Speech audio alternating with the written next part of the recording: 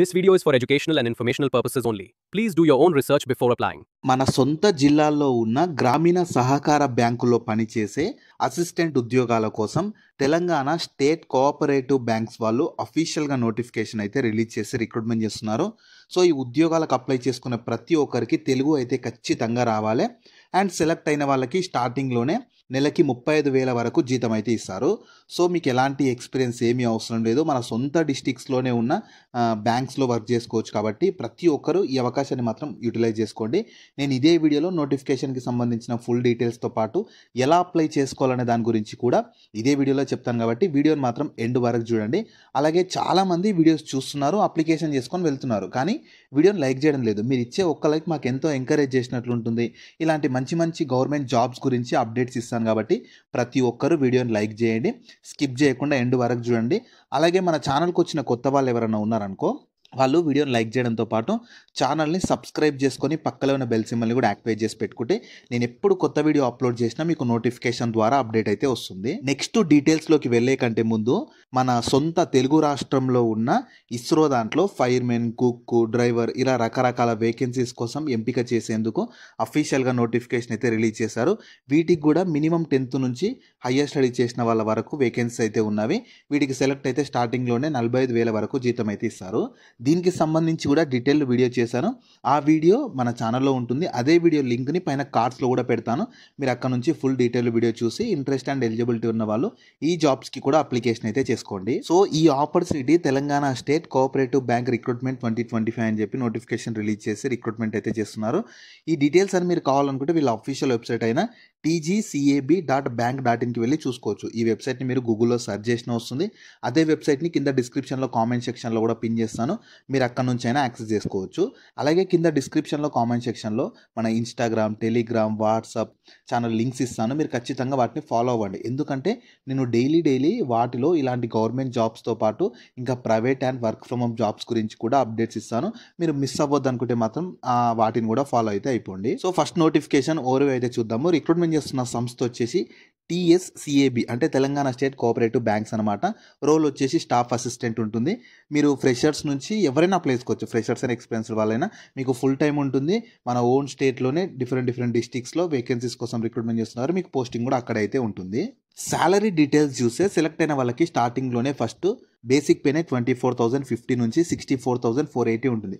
వీటికి అదనంగా మీకు dearness alliance, HRA house rent alliance, medical benefits ఇలా మీకు రకరకాల బెనిఫిట్స్ ఉంటాయి. అన్ని కలుపుకుంటే ఈజీగా మీరు మంత్లీ 35,000కి పైగానే శాలరీ అయితే పొందొచ్చు. ఎలిజిబిలిటీ క్రైటీరియా చూడండి. మీరు ఏదో ఒక విభాగంలో డిగ్రీ చేసిన వాళ్ళు ఎలిజిబుల్ అయితే ఉంటారు. అంటే మీరు డిగ్రీ కానీ, బీటెక్ కానీ, ఫార్మసీ కానీ, లేదా పోస్ట్ గ్రాడ్యుయేషన్, MBA, MTech ఏ క్వాలిఫికేషన్ చేసినా ఎలిజిబుల్ ఉంటారు. కాకపోతే మినిమం అయితే మీకు డిగ్రీ ఏదో ఒక డిగ్రీ అయితే ఉండాలి.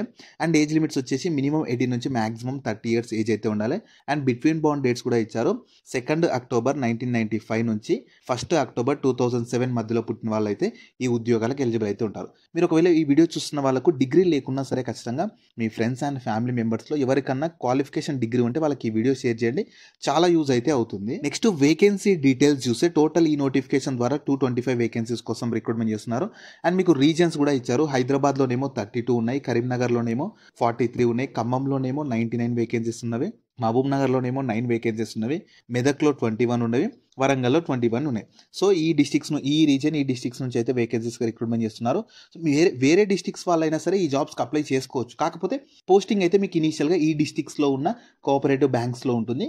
మీరు వీడియో చూస్తున్న వాళ్ళు మీరు ఏ డిస్ట్రిక్ట్ నుంచి చూస్తున్నారని చెప్పి వీడియో కింద కామెంట్ చేయండి. కామెంట్ చేస్తే నెక్స్ట్ మీ డిస్ట్రిక్ట్స్లో కూడా ఇలాంటి గవర్నమెంట్ జాబ్స్ ఏమన్నా వచ్చాయనుకో నేను ఖచ్చితంగా డీటెయిల్ వీడియో చేస్తుంటాను. కాబట్టి మీరు ఏ డిస్ట్రిక్ట్స్ నుంచి చూస్తున్నారనేది, ఆంధ్రప్రదేశ్ వాళ్ళైనా తెలంగాణ వాళ్ళైనా ఏ డిస్ట్రిక్ట్ నుంచి చూస్తున్నారని చెప్పి వీడియోని లైక్ చేసి కింద కామెంట్స్లో డిస్ట్రిక్ట్ నేమ్ కామెంట్ చేయండి.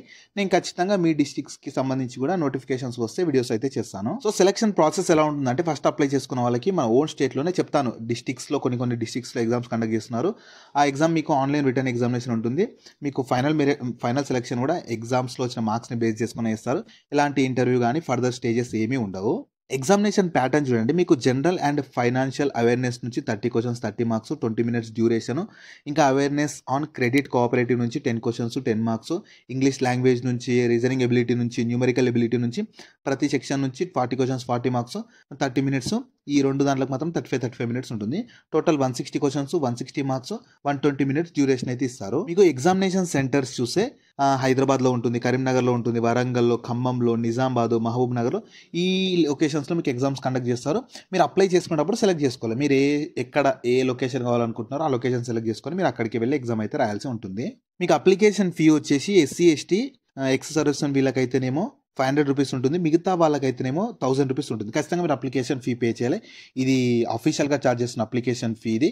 మీరు వీళ్ళ అఫీషియల్ వెబ్‌సైట్‌లోనే పే చేయాలి. బయట ఎక్కడ పే చేయాల్సిన అవసరం అయితే లేదు. నెక్స్ట్ ఇంపార్టెంట్ డేట్స్ చూస్తే మీకు నోటిఫికేషన్ 18th October 2025 రోజు రిలీజ్ అయింది. అప్లికేషన్ కూడా మీకు 18th October 2025 నుంచి స్టార్ట్ అయింది. అప్లై చేసుకోవడానికి కానీ అప్లికేషన్ ఫీ పేమెంట్‌కి లాస్ట్ డేట్ వచ్చేసి 6th November 2025 వరకు ఉంటుంది. అండ్ మీకు ఎగ్జామ్ వచ్చేసి December 2025లో కండక్ట్ చేస్తారు. సో మీకు ఈ December 2025లోనే ఎగ్జామ్స్ కండక్ట్ చేసి ఫైనల్ సెలెక్షన్ చేసి మీకు మెరిట్ లిస్ట్ ద్వారా ఫైనల్ సెలెక్షన్ చేసి జాబ్ అయితే ఇస్తారు.